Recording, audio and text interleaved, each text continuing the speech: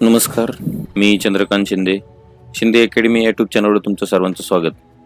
या व्हिडिओमध्ये आपण विंड पॉवर प्लांट याविषयी माहिती घेणार आहोत. तर सध्या विंड पॉवर प्लांटची आपल्याला गरज काय? कारण विंड पॉवर ही खूप दिवसापासून म्हणजे अगदी जुन्या काळापासून आपण वापरतोय. कारण विंडमध्ये पॉवर हे आपल्याला पहिल्यापासून माहिती होतं. कारण विंडमध्ये पहा किती पॉवर आहे, तर घरे उडून जातात, बरोबर. परंतु आता सध्या आपल्याला प्रकर्षाने याची गरज पडते की जे ग्लोबल वॉर्मिंग आहे ते प्रचंड वाढलेलं आहे. ठीक आहे, ध्रुवावरचा बर्फ वितळत चाललेला आहे. परिणाम असा होतोय की ना, जे किनारी प्रदेश आहेत, समुद्र किनारी प्रदेश आहेत, त्यांना पाण्यात जाण्याचा धोका सध्या आहे. तर हे सगळे प्रॉब्लेम आहेत. प्लस की कार्बन डायऑक्साईडचे जे इमिशन आपण करतोय, यामध्ये पेट्रोल, डिझेल, केरोसिन हे जाळल्यानंतर जे कार्बन इमिशन होते, फक्त कार्बन इमिशन कसं होतं की कार्बनचा प्रॉब्लेम आपल्याला नाही आहे, पण कार्बनचं अतिप्रमाण जर वातावरणात जर झालं, त्यामुळे जे तापमान वाढते, त्या तापमान वाढीमुळे आपल्याला प्रॉब्लेम येते. कारण कार्बन डायऑक्साईड जर नसतं तर आपण पण नसतो. कारण कार्बन डायऑक्साईड काय आहे, तर हे वनस्पती घेतात आणि त्याच्यापासून अन्न तयार करतात. त्यामुळं कार्बन डायऑक्साईडचा प्रॉब्लेम नाही आपल्याला, पण त्याचं अतिप्रमाण जास्त झाल्यामुळं तो प्रॉब्लेम आहे. कारण पृथ्वीने काय केलं होतं, जो कार्बन डायऑक्साईड आहे तो पृथ्वीच्या गर्भामध्ये ठेवला होता की आपल्याला याची जास्त वातावरणात याची काही जास्त गरज नाही, आपण तो उकरून वर काढून पुन्हा वातावरणात सोडतोय. हा प्रॉब्लेम आहे. त्यामुळं फॉसिल फ्यूल जे आहेत ते आपल्याला सोडावे लागतील. आणि मग ते सोडायचं म्हणल्यानंतर आपण काय बिना पॉवरचं राहायचं का? कारण एवढी आपण आता सवय लावून ठेवली आहे, तर ती सवय आपल्याला सहजासहजी मोडता येणार नाही. त्याच्यामुळे आपल्याला पॉवरची गरज आहे, इलेक्ट्रिसिटीची गरज आहे.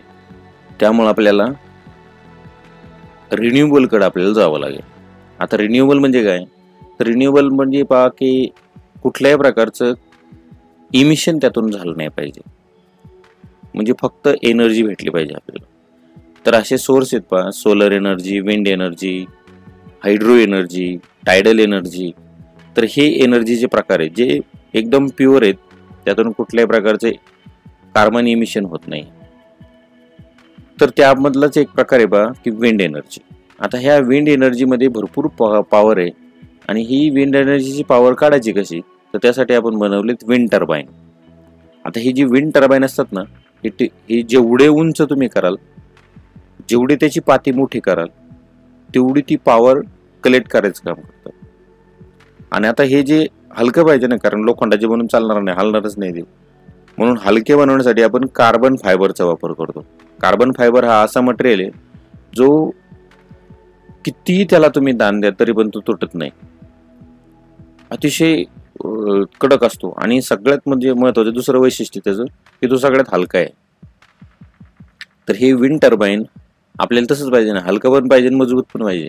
तर त्याचे जे ब्लेड आहेत, जे 3 ब्लेड असतात ना, तर ते 3 ब्लेड ह्या कार्बन फायबर आणि कंपोजिट मटेरियल पासून बनवलं असतं. आणि त्यामुळे काय होतं की ते खूप हलकं होतं, हलकं आणि प्लस मजबूत पण होतं. आणि अशा प्रकारचे हे ब्लेड त्यामध्ये लावले जातात. त्यानंतर ब्लेडचा जो शाफ्ट आहे तो लावला जातो गिअरबॉक्सला. आता गिअरबॉक्स कशासाठी पाहिजे?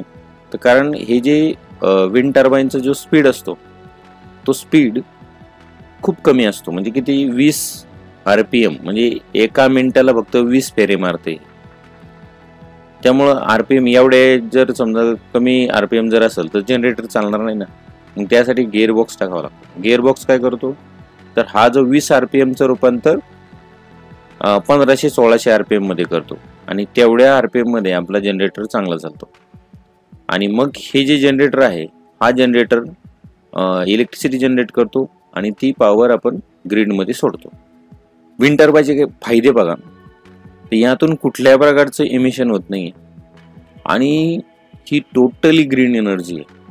ठीक आहे, टोटली ग्रीन एनर्जी. जे काय बनवायला तुम्हाला जे कार्बन फायबर बनवायला किंवा जे काही लोखंड आहे, जनरेटर आहे, हे बनवायला जे काही कार्बन इमिशन होणार आहे ते होणारच आहे. बनवण्यासाठी कार्बन इमिशन होतच. असं कुठलंच प्रॉडक्ट नाही की ज्यातून कार्बन इमिशन होत नाही. परंतु ते बनल्यानंतर किती कार्बन इमिशन करते, तर यामध्ये विंड टर्बाईन एकदम प्युअर आहे, एकदम ग्रीन एनर्जी. आणि यामध्ये अगणित ऊर्जा आहे, कारण ही सोलर एनर्जी आहे. ठीक आहे, कारण पृथ्वी फिरते, त्यामुळे पण एक हवेला थोडासा वेग येतो. पृथ्वीवर हा कधीच असं होत नाही की ना पृथ्वी अंधारात गेली आणि पुन्हा उजेडत आली, असं कधीच होत नाही. कुठल्या तरी एका भागावर दिवस असणार आहे आणि कुठल्या तरी एका भागावर रात्र असणार आहे. परिणाम असा होतो की ज्या भागावर दिवस आहे त्या भागाची जी काही हवा असते ती हवा थोडीशी हलकी होते, उष्णता त्याच्यामुळे गेन झाल्यामुळं, आणि ती थोडीशी वर जाते. आणि ती हवा भरून काढण्यासाठी साईडची जी काही रात्र असणार आहे ज्या भागातली ती हवा त्या ठिकाणी येते, म्हणजे दिवसाच्या बाजूला येते. परिणाम असा होतो की हवा पूर्ण वाहायला सुरुवात होते. आणि ही हवा ही सोलर एनर्जी आहे, त्यामुळे ही फ्री एनर्जी जवळजवळ फुकट आहे, त्याला काही पैसे द्यायची काही गरज नाही. तर ही ऊर्जा आपल्याला अगणित ऊर्जा आहे. जोपर्यंत सूर्य आहे, जोपर्यंत हवा आहे पृथ्वीवर, तोपर्यंत ह्या ऊर्जेला कुठल्याही प्रकारचं म्हणजे कमी येणार नाही. आता याचे तोटे बघा काय आहेत. तोटे असे आहेत की यामध्ये कॉन्स्टंट पॉवर नाही आहे. कारण पहा, कधी कधी खूप हवा येते, त्यावेळेला तुम्हाला ब्लेडचं जी काही RPM आहे तो कमी करावा लागतो. काही वेळेला हवाच येत नाही, मग ते टर्बाईन हलतच नाही. काही वेळेला असं होतं की एका स्पेसिफिक लोकेशनवरच हे चांगलं चालतं, बाकीच्या ठिकाणी व्यवस्थित चालणार नाही. म्हणून पहा, डोंगरावर किंवा असं उंचावर हे ज्या ठिकाणी खूप हवा वाहते जोरात, त्याच ठिकाणी हे लावलं जातं. सगळीकडे लावता येत नाही आपल्याला. आणि डोंगरावर जर जायचं म्हणलं की पहिल्यांदा रस्ता तयार करायचा, आणि बरं ते खूप मोठं असतं ना ब्लेड एक ब्लेड 200 मीटरचं असतं. तर हे एवढं मोठं ब्लेड तिथं डोंगरावर घेऊन जायचं वळणाच्या रस्त्यावरून, हे खूप मोठं खर्चिक काम असतं. आणि स्पेसिफिक लोकेशन त्याला पाहिजे, सगळीकडे काय चालत नाही अजिबात. हा सगळ्यात मोठा प्रॉब्लेम आहे विंडचा. आणि दुसरं म्हणजे याला अति खर्च होतो, कारण कार्बन फायबर काय स्वस्त मटेरियल नाही आहे, अतिशय खर्चिक आहे. त्यामुळं भारतामध्ये तुम्हाला विंड टर्बाईन सापडतील, परंतु एवढे पण नाही सापडणार, कारण हे खूप खर्चिक आहे. आता सध्या भारताने त्याच्यावर विचार केलेला आहे की विंडमध्ये जादा पॉवर आहे, तर विंडवर थोडंसं जास्त इन्व्हेस्टमेंट करणं गरजेचं आहे. त्यामुळे भविष्यामध्ये भारतामध्ये तुम्हाला खूप विंड टर्बाईन पाहायला मिळतील. परंतु इथून पाठीमाग काय नाही झाल्या, खूप खर्च आहे म्हणून नाही झालं, नाही तर भरपूर झाले असते. आणि हे जे मटेरियल आहे आपण वापरतो ब्लेडसाठी, हे नॉन डिस्पोजेबल आहे. म्हणजेच काय, तर एकदा त्याचं कारण कसं असतं की आपल्या जो काही कारण असतो विंड टर्बाईन पडते, फुटते, ती जी टर्बाईन खाली पडल्यानंतर त्याचे जे काही ब्लेड मोडणार आहेत त्याचं आपण काहीच करू शकत नाही, ती डिस्पोज होतच नाही. कारण कार्बन फायबर आहे, कंपोजिट मटेरियल आहे. हे जसं की ना प्लॅस्टिक, जशी अवस्था आहे ना प्लॅस्टिकची, तशी ह्या ब्लेडची अवस्था होते. त्याला काही करा, उन्हात ठेवा, पाण्यात ठेवा, त्याच्यावर काही परिणामच होत नाही. परिणाम काय होतो की जर समजा आपण अचानक एवढी जर विंड टर्बाईन जर समजा आपण केले, खराब जर झाले, तर त्याचं करायचं काय. आणि एक कार्यकाल असतो प्रत्येक, मग त्याची ज्या वेळेला एक्सपायरी डेट संपणार आहे त्यावेळेला काय करायचं, ह्या मटेरियलचं करायचं काय. बरं, त्याच्यापासून पुन्हा रिसायकल पण होत नाही ह्या सगळ्या गोष्टी, कारण त्याच्यामध्ये कंपोजिट मटेरियल टाकलेले. फक्त कार्बन फायबर वापरलं असतं तर ते रिसायकल झालं असतं, पण कार्बन फायबरमध्ये कंपोजिट मटेरियल टाकलेले आहे, त्याच्यामुळे त्याच्यातून कार्बन फायबर बाजूला काढणं हे काही शक्य नाही आहे.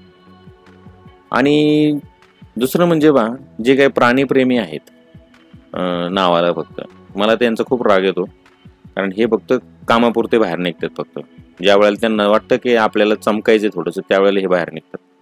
तर त्यांचं असं म्हणणं आहे की ह्याच्यामुळं पक्ष्यांना धोका आहे, कारण पक्षी जे फिरत असतात आकाशामध्ये, आणि हे विंड टर्बाईन ज्या वेळेला फिरतं तर त्यावेळेला ते मरतात पक्षी. आता हे पक्षी मारतात ठीक आहे, पण जर समजा हे नाही लावलं तर तुमचे पक्षी पण राहणार नाहीत, आणि हे बोलणारे तुम्ही पण राहणार नाहीत. त्याच्यामुळं याची गरज नाही, गरजेचं आहे हे सगळ्या गोष्टी लावावंच लागणार आहे. कळलं का. विंड टर्बाईन, सोलर, हे तुमची इच्छा असो अथवा नसो, ग्लोबल वॉर्मिंग जर टाळायचं असेल तर याला पर्याय नाही. आणि याच्यामध्ये एवढी पॉवर आहे की पूर्ण जग ह्याच्यावर चालू शकतं. फक्त एवढंच आहे की हे सारखं नाही, याच्यामध्ये तुम्हाला चालवावं लागेल. हे मनाने चालणार नाही अजिबात की विंड टर्बाईन लावले आणि आपल्याला इलेक्ट्रिसिटी मिळते. नाही, मॅनेजमेंट करावं लागेल त्याच्यामध्ये, तर आपल्याला त्याच्यातून इलेक्ट्रिसिटी मिळेल. परंतु असं नाही की बाबा की तुम्ही पक्ष्यांना धोका आहे म्हणून लावूच नका, तर हे पूर्णपणे चुकीचं आहे. कारण तुम्ही जर नाही लावलं विंड टर्बाईन तर फरक नाही पडणार अजिबात काही, परंतु तुमचा प्रॉब्लेम असा आहे की तुम्ही शिल्लकच राहणार नाही. कारण ग्लोबल वॉर्मिंग हळूहळू मारणार आहे लोकांना. कारण बघा आता सध्या मॅक्झिमम टेम्परेचर 50 डिग्रीच्या पुढे गेलेले. ज्या वेळेला 50-60 जाईल त्यावेळेला तुम्ही काय करता? कुठले पक्षी जिवंत राहतील तुमचे?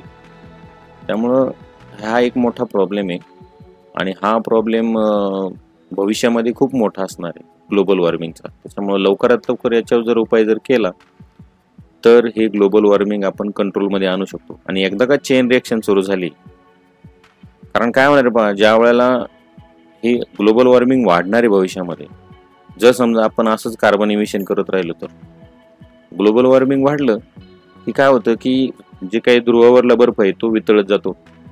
जे बर्फाखाली गाडलेले जे काही जीवजंतू आहेत ते बाहेर येतात. त्याच्यापासून मिथेन गॅस तयार होतो.